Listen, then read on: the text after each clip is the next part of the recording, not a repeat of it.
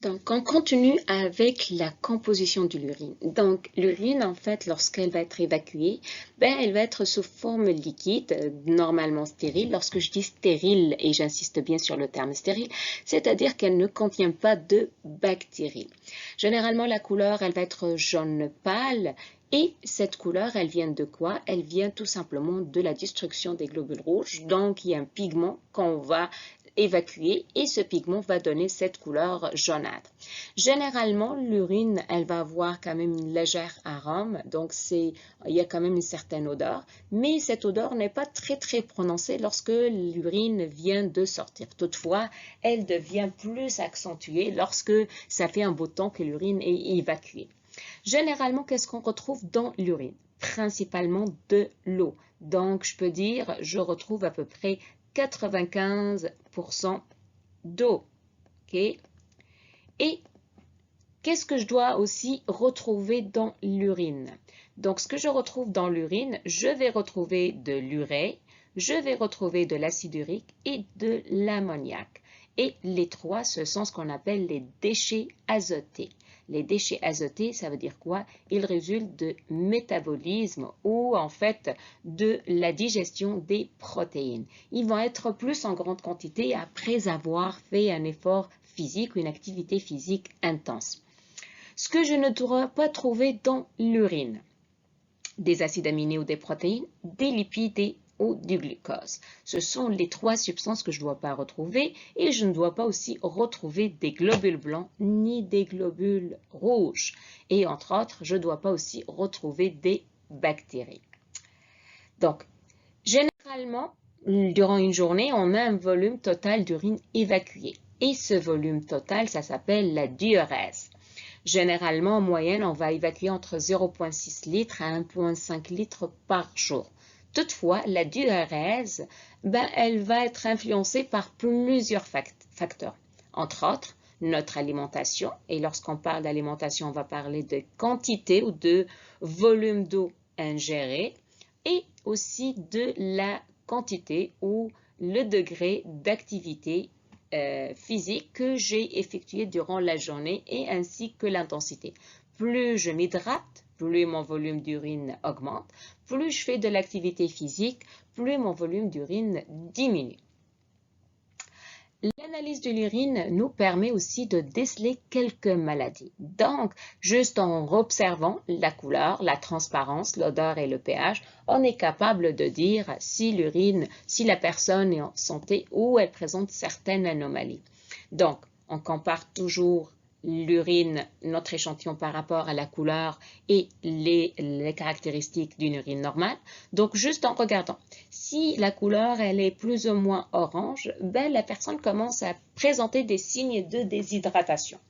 Si on voit que en fait la couleur va virer vers vert bleu, ça nous indique que probablement qu'il y a un problème au niveau du foie. Ça se peut, par exemple, on va parler d'hépatite B, d'autres virus qui attaquent le foie ou tout simplement le foie n'arrive plus à assurer ses fonctions.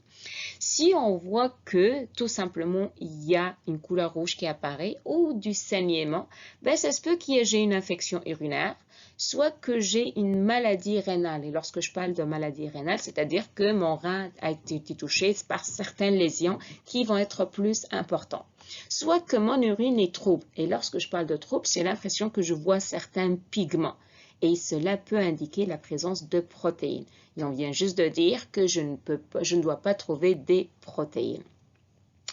Si je fais une analyse plus poussée de l'urine, je peux aussi déceler certaines maladies ou certains problèmes. Si je retrouve du glucose, ça se peut que ça indique que la personne est diabétique. Si je trouve une concentration très élevée de sels minéraux, ça se peut que la personne peut-être elle a des calculs rénaux et je dois pousser les analyses un peu vers je les rends plus poussées pour vérifier cette hypothèse.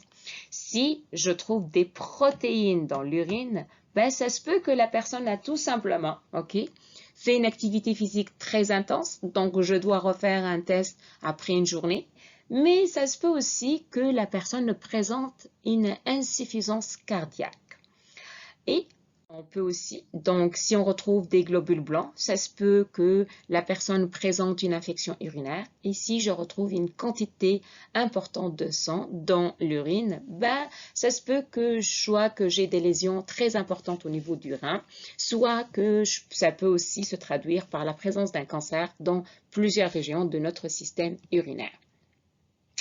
L'analyse d'urine, en fait, est utilisée pour le dépistage de plusieurs drogues et plusieurs substances qui vont fausser la performance, surtout les athlètes sportifs.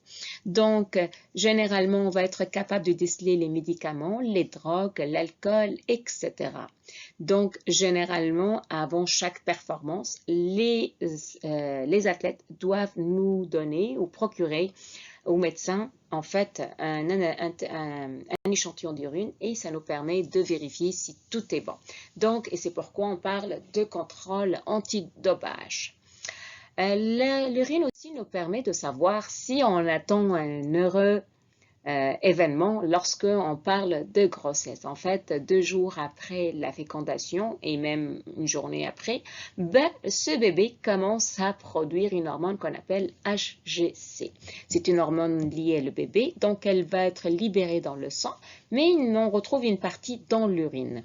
Et cette substance, cette hormone, on est capable de la déceler et c'est ce qu'on va retrouver avec le test de grossesse. Il arrive aussi que parfois les reins vont nous lâcher. Donc, les reins ne sont plus capables d'assurer la fonction d'élimination des déchets.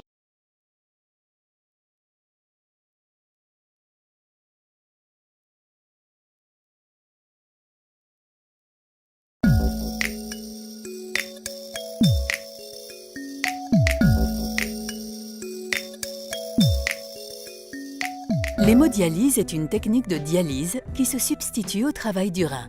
Les déchets toxiques et l'eau en excès sont éliminés par l'intermédiaire d'un rein artificiel composé d'un générateur et d'un dialyseur. Les séances d'hémodialyse seront réalisées grâce à la mise en place d'un abord vasculaire sous la forme d'une fistule ou d'un cathéter.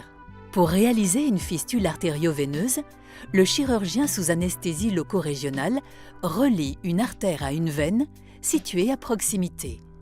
Le sang de l'artère passe à haut débit dans la veine qui va se dilater de façon importante. Au bout d'un certain temps, il sera possible de placer facilement une aiguille dans ce vaisseau afin de permettre la circulation sanguine extracorporelle. Lors de chaque séance d'hémodialyse, 2 aiguilles sont introduites dans le bras. Ces aiguilles sont fixées aux lignes qui permettent le passage du sang dans le dialyseur. Le dialyseur comprend un grand nombre de conduits très fins qui fonctionnent comme une membrane semi-perméable. Le sang est pompé à travers ces conduits pendant que le dialysat passe entre les conduits.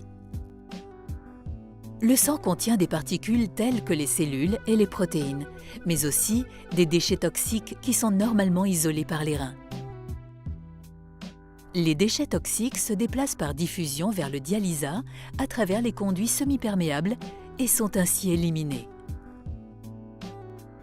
En augmentant la pression de la partie sanguine à l'aide d'une pompe, l'excès d'eau présent dans le corps peut être extrait à travers ces conduits.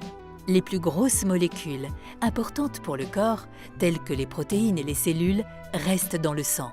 Les substances indispensables au corps ajoutées au dialysat sont transférées vers le sang.